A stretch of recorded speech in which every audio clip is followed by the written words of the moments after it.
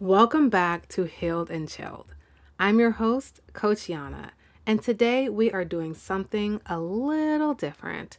I am launching my bi weekly LinkedIn newsletter called The Executive Mom Project, written specifically for high achieving mothers who can see the potential in their child but can't quite reach it yet. And I thought, why should my podcast listeners miss out? So, starting today, I'm going to read every edition right here on the podcast. That way, whether you're driving, working out, or just not in the mood to read, you can still get everything the newsletter has to offer. This is the very first edition, and the topic is one I come up against again and again with families I work with. It's called 3 Signs Your Child is Losing Confidence. Let's get into it. There is a moment every high achieving mother recognizes. You look at your child across the room and something feels off. Not wrong exactly, just quieter than it should be, smaller than you know she is capable of. You have built a life around knowing what to do next, but this one is harder to name. And what you can't name, you can't fix. This article is for that moment. What confidence actually looks like when it's leaving. Most parents picture confidence as something loud, the child who raises her hand first, the one who walks into a room and owns it immediately. But confidence rarely disappears all at once. It fades quietly, in small moments, in patterns that are easy to explain away as personality, or a phase, or just the way she is. It's not the way she is. Here's what to look for. Silence. She knows the answer. You can see it in her eyes before she looks away.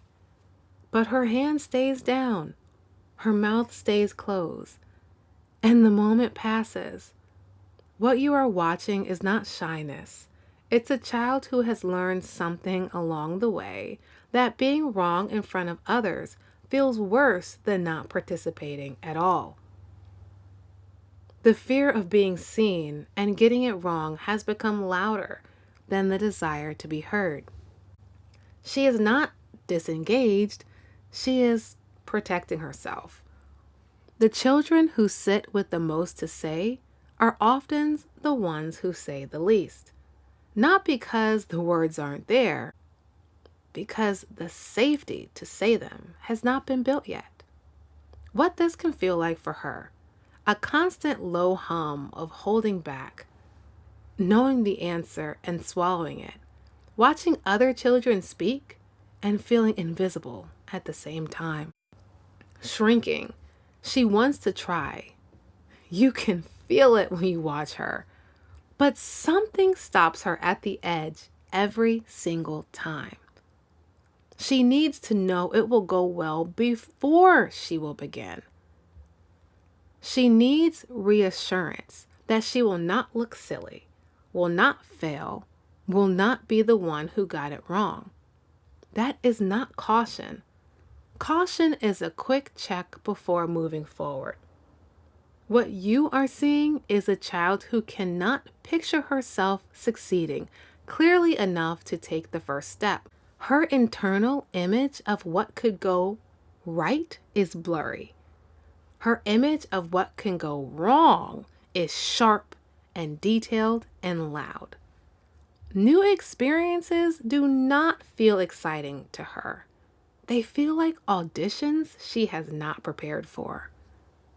The reassurance she is asking for is real and it matters. But reassurance alone will not close this gap. She needs enough small wins stacked together that her body starts to recognize what feels safe before she even hears the question. What this can feel like for her. Standing at the edge of something and not being able to make herself jump, even when she wants to. Watching other children dive in and wondering why it feels so much harder for her. Settling. She was doing so well, and then something went sideways. One wrong answer, one moment that did not go the way she planned, one small crack in the performance, and suddenly she is done, shut down, unwilling to try again, at least not today. What looks like sensitivity or perfectionism on the outside is something quieter on the inside. It is a child who has tied her worth to results so tightly that a single mistake feels like proof of something she has already feared about herself. This is not stubbornness. This is a child who has not yet learned how to hold mistake lightly, how to look at something that went wrong and stay curious about it instead of collapsing into it. She does not need to be told to shake it off. She needs to feel what it is like to have a mistake in a safe space and discover that the ground is still there when it is over. What this can feel like for her. The world getting very small, very fast. The whole day colored by one moment that did not go right. A voice inside that says this is proof of something she has been afraid of all along. She is not good enough. What all three signs have in common? Silence, shrinking, settling. They look different on the outside, but they all come from the same place.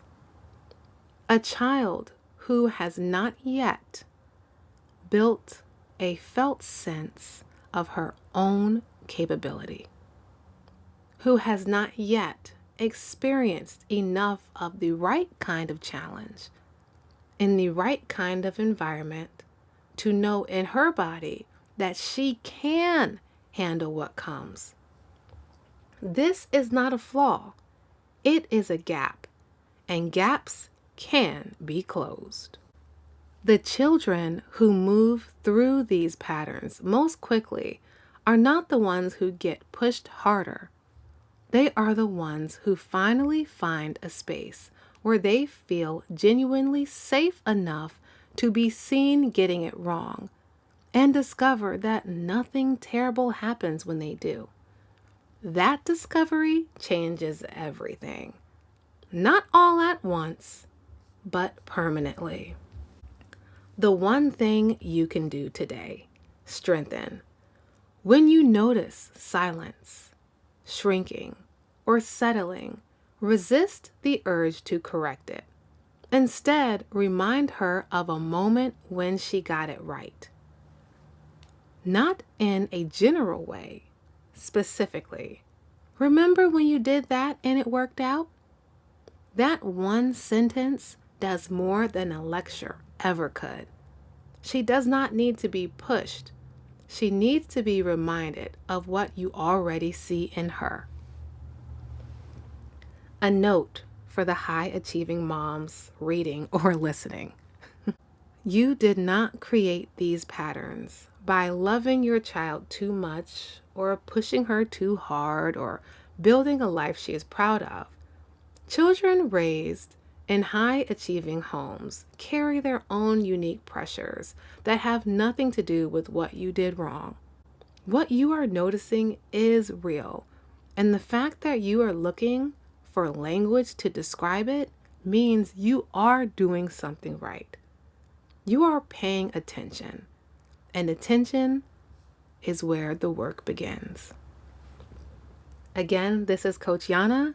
This is the first edition of the Executive Mom Project. I will be posting an article every 2 weeks and then coming on here to read the article for you guys. I hope that you enjoyed this week's episode, and I hope to see you or hope to read to you again in the next one. Ciao.